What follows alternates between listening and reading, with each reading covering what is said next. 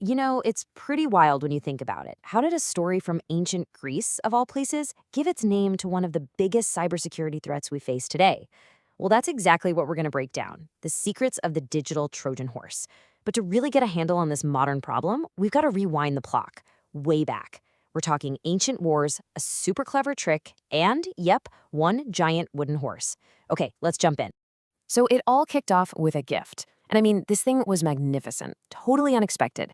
It was so grand that it just silenced any suspicion. It looked like the ultimate symbol of victory, right? But what it was really engineered to do was deliver complete and utter destruction. And believe it or not, that ancient story, it's the perfect blueprint for the digital threat we're talking about right now. All right, so for our first section, we're going to look at exactly that.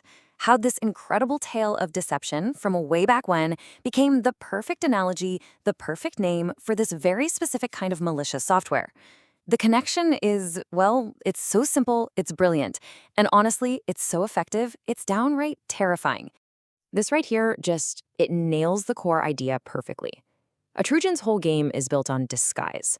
It's not about some hacker trying to smash down your digital walls with brute force. Nope, it's way sneakier.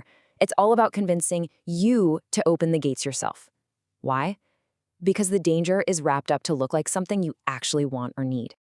Okay, so we've got the backstory down. We understand the whole wooden horse thing. Now let's zoom in on the digital version.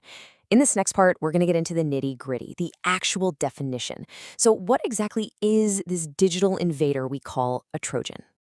All right, so here's the absolute key takeaway.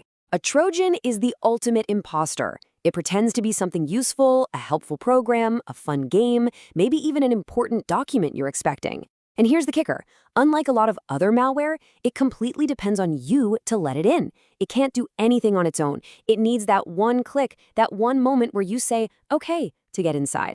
Okay, but you might be thinking, how is this any different from a computer virus? It's a great question, one we hear all the time, and the answer is actually super important for understanding the real threat here. This little table here breaks it down beautifully. So check out that second row, the one on self-replication.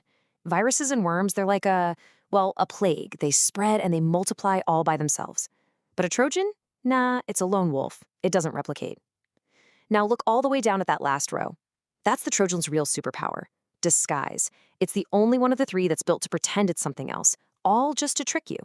All right, so we know what a Trojan is. Now let's talk about the attack itself. How does this thing go from being just another file on the internet to totally breaching your system's defenses? Well, it's not random. It's a carefully planned, multi-step invasion of your digital world.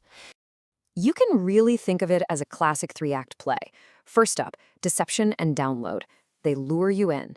Then, Act 2, execution. You run the program, and hey, it seems to work just fine. The game is fun, the tool does what it's supposed to, but that's all just a cover.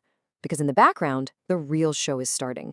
The hidden malicious code kicks in, and that's when the real damage begins. So where are these digital Trojan horses actually hiding? Well, they're in all the places you probably visit every day. You know that free version of some expensive software you were thinking about getting? Total trap. That urgent email from your quote-unquote bank with that weird attachment? Yep, could be a Trojan. That super tempting pop-up ad for a new game? You guessed it. It's a classic Trojan delivery system. And here's the thing. Just like the original wooden horse wasn't just a horse, it was full of soldiers. A digital Trojan isn't just one single threat. Think of it more like a transport ship. It's carrying a whole army of different kinds of malware, and each one has its own nasty mission. So let's meet a few of the most notorious members of this digital army.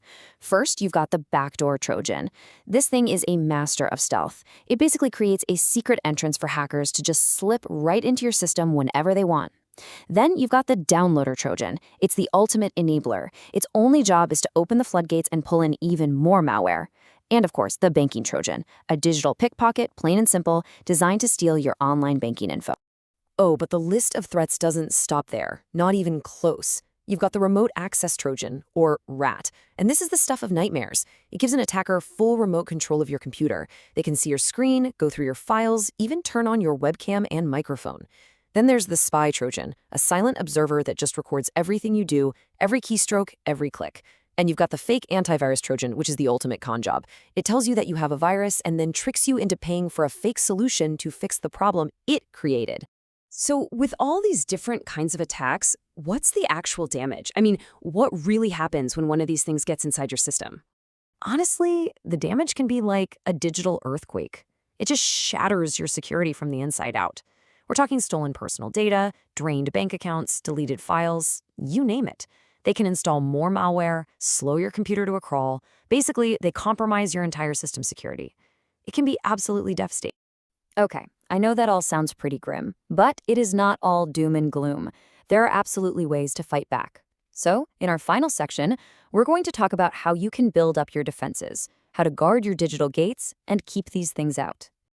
Think of this as your Trojan defense toolkit. It's really straightforward.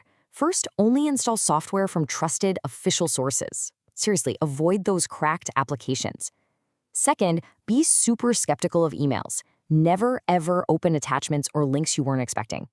Third, keep everything updated. Your antivirus, your operating system, all of it. And finally, make sure your firewall is enabled. These simple habits are honestly your strongest line of defense. At the end of the day, your digital gates are only as strong as your own vigilance.